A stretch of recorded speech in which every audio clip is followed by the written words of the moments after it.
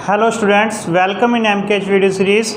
और आज अपने फर्स्ट फ्लाइट बुक के पोएम नंबर 8 ट्री, उसके बारे में बात करेंगे। पोएम नंबर 8 ट्री, जैसा कि आपको पता है ट्री मैंने क्या, पेड़। और ये कविता किसने कंपोज की हुई है? एड्रियन रिच ने ये पोएम कंपोज की हुई है। इस कविता के अंदर कवि ने क्या बताया है कि जो ट्रीज़ क्या हैं वो क्या वैल्यू रखते हैं हमारी लाइफ में। दे आर सो प्रीशियस, बहुत कीमती हैं वो।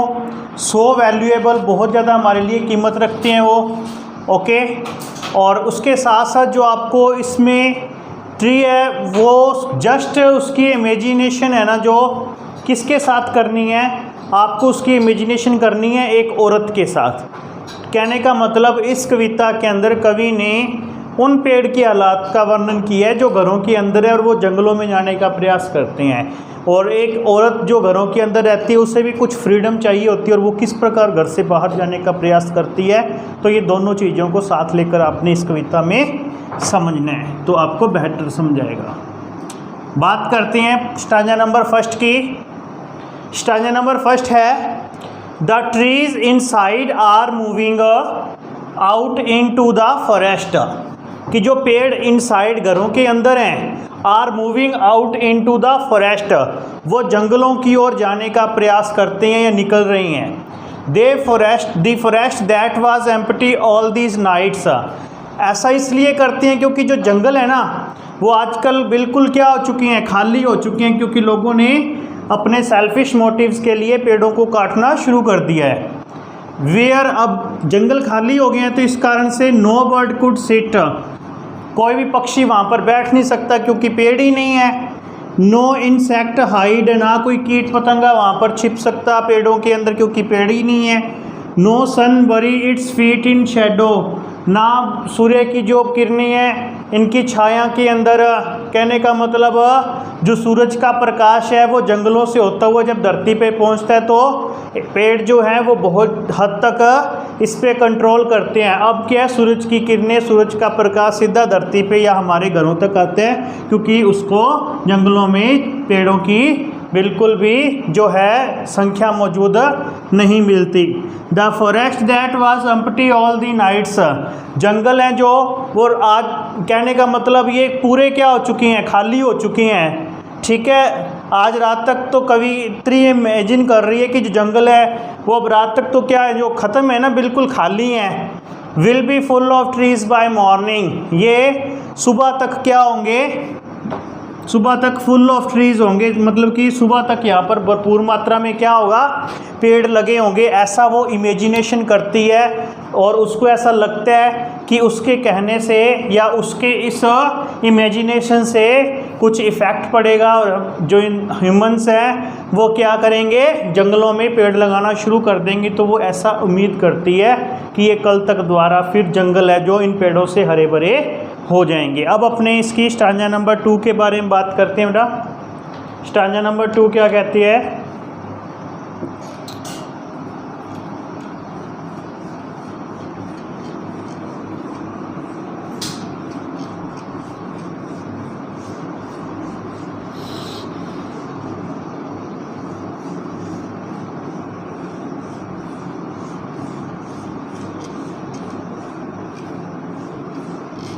स्टांजा नंबर 2 के बारे में बात करेंगे अपने।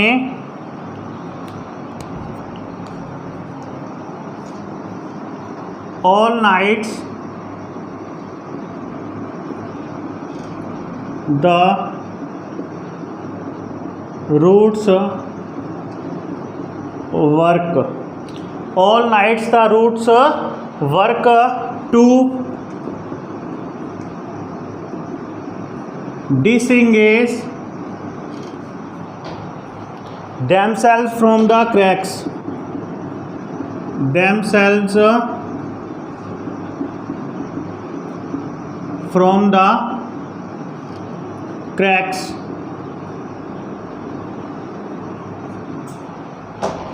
in the veranda floor, in the veranda floor, the leaf strewn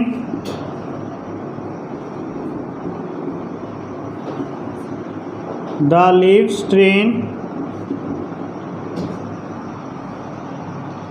towards the glass, towards the glass.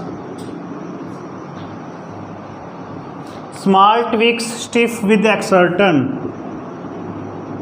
Small stiff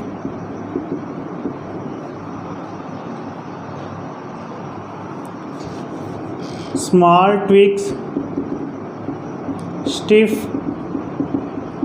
with exertion. Long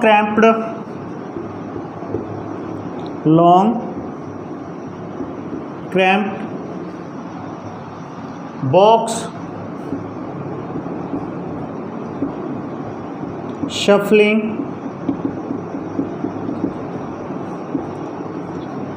under the roots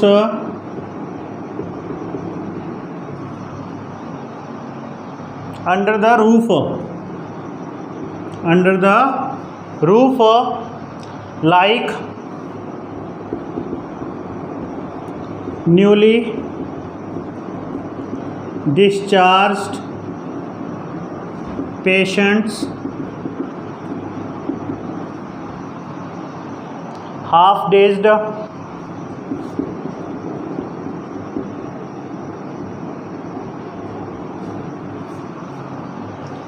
moving to the clinic doors, moving to the clinic doors. देखो इस कविता के second stanza को समझते हैं अपने।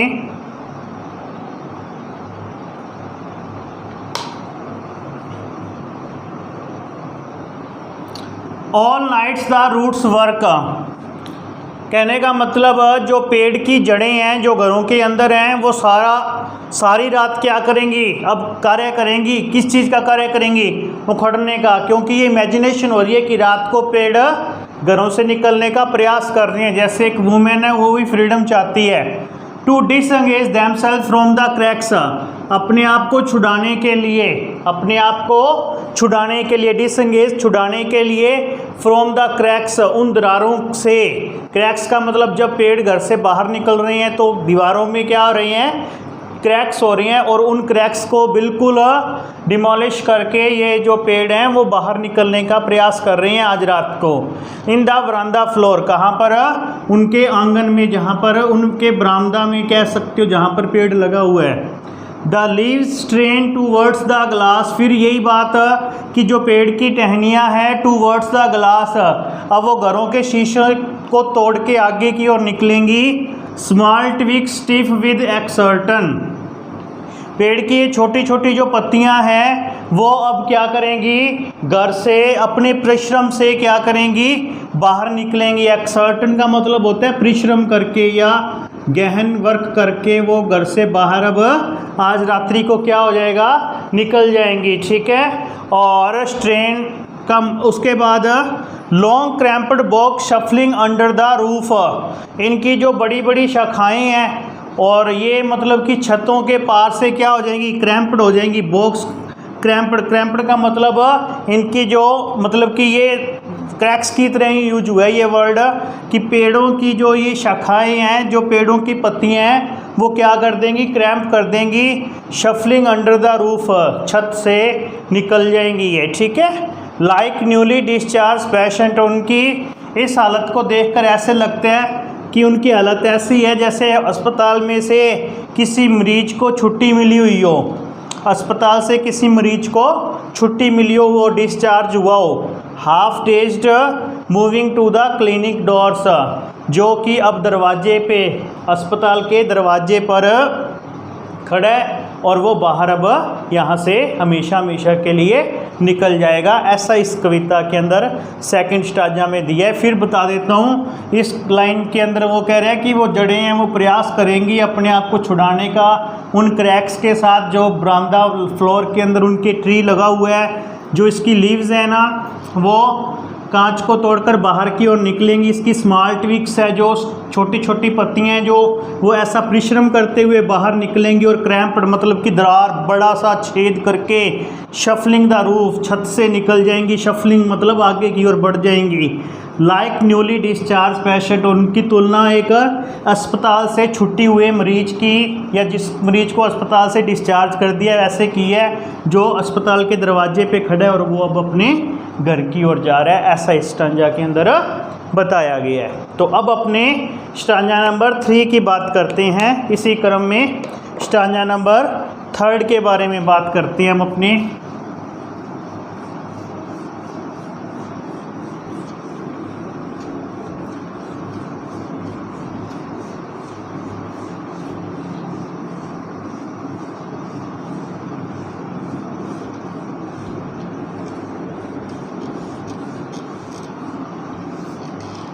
देखो stanza number 3 में बात करते हैं हम अपने। I sit inside,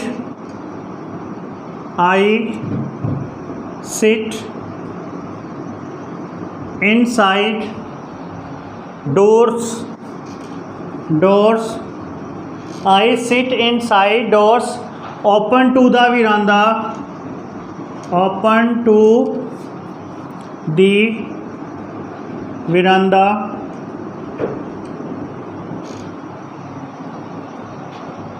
writing long letters, writing long letters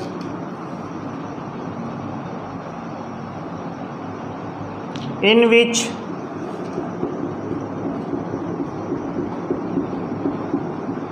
I scarcely mention the departure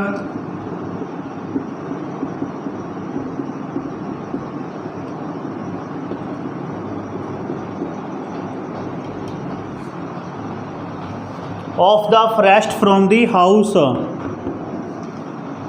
of the first from the house, the night is fresh, the night is fresh, the whole moon shines, the whole moon shines in a sky still open, in a sky still open, the smell of leaves, the smell of leaves and lichen still reaches like a voice into the room, still reaches like a voice into the rooms। हाँ जी, stanza number 3 में देखते हैं अपने क्या हो रहा है। I sit inside doors open to the veranda, मैंने वो कवित्री कह रही है मैं इनसाइड घर के अंदर ही थी, डोर्स ओपन और मेरे घर का दरवाज़ा खुला था, मैं बरामदे में बैठी हुई थी, राइटिंग लॉन्ग लेटर्स और पत्र लिख रही हूँ या लिख रही थी, वो अपनी बात बता रही है। इन विच आई स्केर्सली मैंशन द डिपार्चर, जिसमें मैं बड़े गुप्त रूप से मेंशन लिख रही हूँ, उन चीज़ के बारे में बता रही हूँ। डिपार्चर मतलब प्रस्थान के बारे में। Of the forest from the house, किस चीज़ का प्रस्थान? घर से। जंगलों का प्रस्थान, किन का? पेड़ों का। घर से फॉरेस्ट की और पेड़ों के प्रस्थान के बारे में मेंशन कर रही हूँ मैं। The night is fresh, night बहुत ही क्या है? फ्रेश है। द होल मून शाइन्स, और जो पूरा चंद्रमा है वो क्या कर रहा है, शाइन कर रहा है। In a sky still open, और खुला आसमान है। The smell of leaves and lichen, और जो पेड़ की पत्तियों की जो स्मेल है ना वो क्या है, एक शैवाल की तरह है। लिकन का मतलब क्या होता है, शैवाल होते हैं। Still reach like a voice into the rooms, और इनकी जो आवाज़ है वो मैं अपने अब भी कमरे में सुना सकती हूँ। कहने का मतलब इस स्टांजा के अंदर कवित्री ने ऐसी इमेजिनेशन की है कि वो लिख रही है किसके बारे में, कि जो पेड़ों का डिपार्चर है वो कहाँ हो रहा है, फॉरेस्ट की ओर हो रहा है। ठीक है, तो इस स्टांजा के अंदर ऐसा बताया गया है। अब बात करते हैं अपने स्टांजा नंबर 4 की।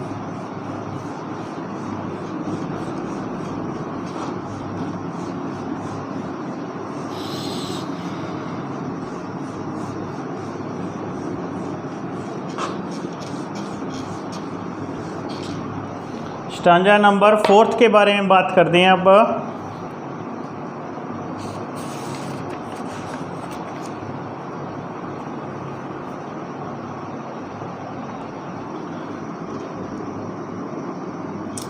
My head is full of whispers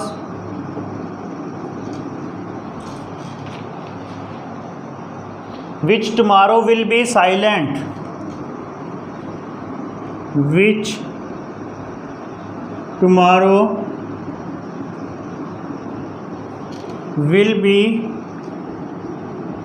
silent.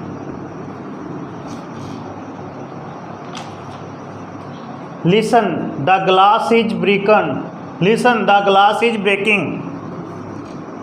Listen, the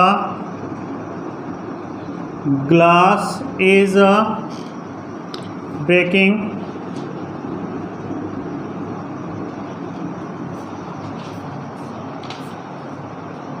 The trees are stumbling forward.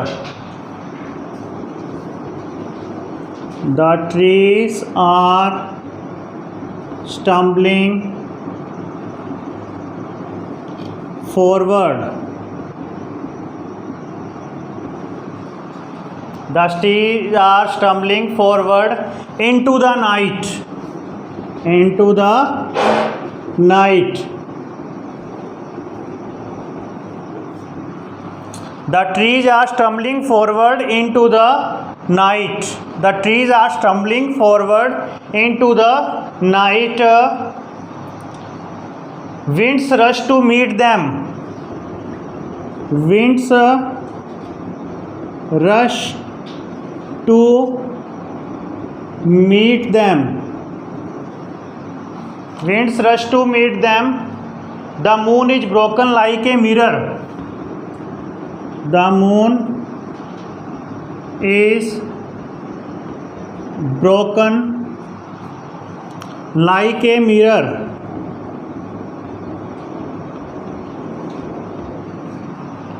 The moon is broken like a mirror.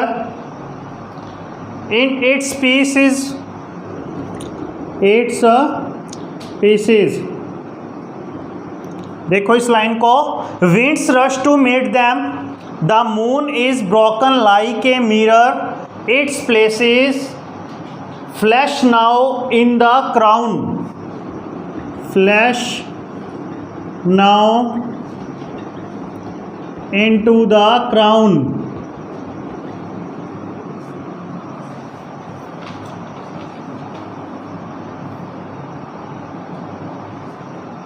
Of the tallest oak. In the crown of the tallest oak. देखो 4th stanza के बारे में पढ़ते हैं अपने।